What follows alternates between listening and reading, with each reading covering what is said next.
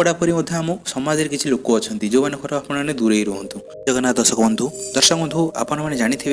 आम समाज में विभिन्न प्रकार लोक था भर किसी एपरी लोक था जो मैंने कि जदि पड़ोशी किए ऊपर उठी जाए ना कि तलू को आने हारी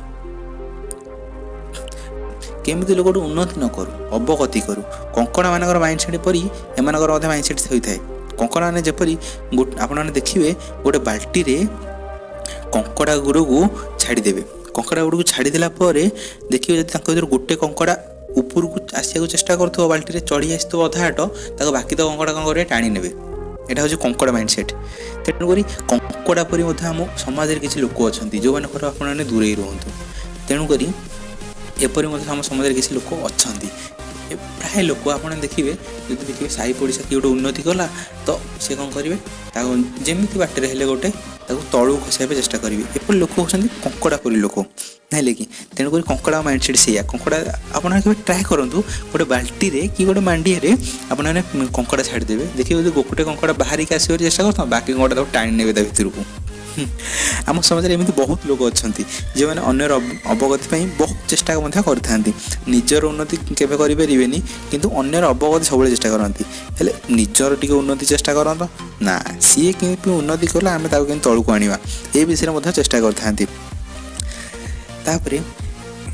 दुनिया जदि आपण मैंने रहा चाहते ना ये लोक मान इग्नोर करूँ कौन भी ना ये लोक मैंने अच्छा माने समाज रे गुणीगारिणी आजिकल समाज रे गुणीगारिणी ना किंतु किसी एपरी जंगल एरिया अच्छी माने कह गले जो आज भी गुणीगारिणी चली गोटे गाँव में गोटे मूर्तिकार रोला से बहुत भल मूर्ति करे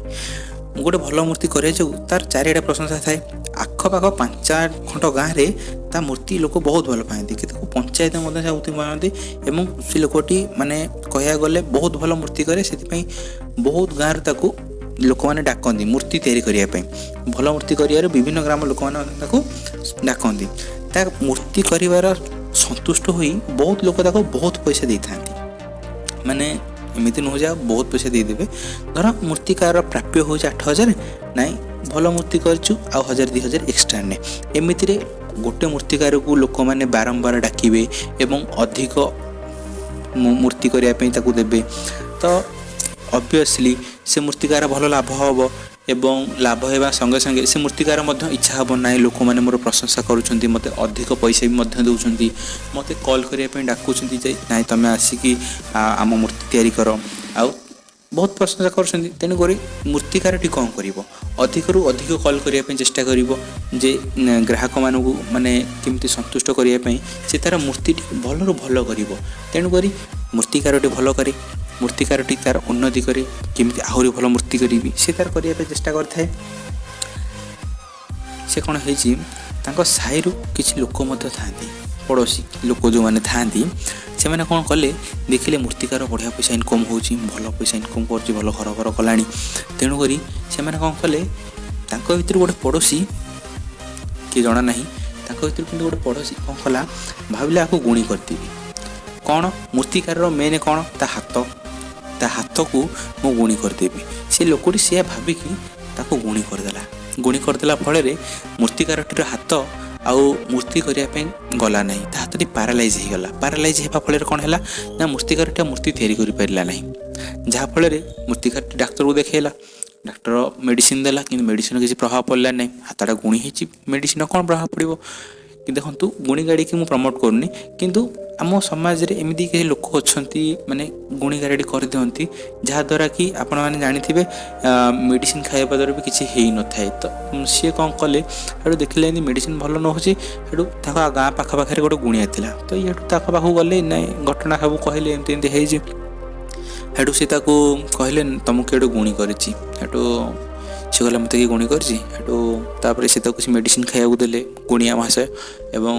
से मेडिसिन खाଇବା पर मूर्तिकारटी भल हो गला एवं से हाथ ठीक हो गला सी तार आसिक मूर्ति तैयारी कले मूर्तिकारटी किंतु